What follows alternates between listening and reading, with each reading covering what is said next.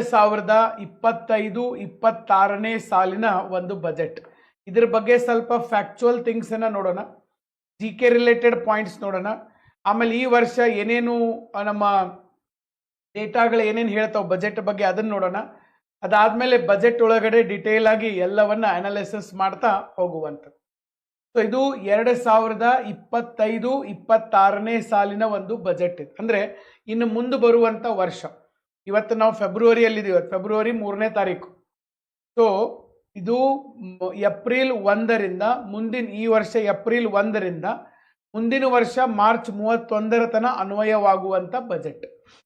Okay, so ಈ budget ಅನ್ನುವಂಥ ಪದ ಇಡೀ ಭಾರತದ ಸಂವಿಧಾನದಲ್ಲಿ ಎಲ್ಲೂ ಇಲ್ಲ.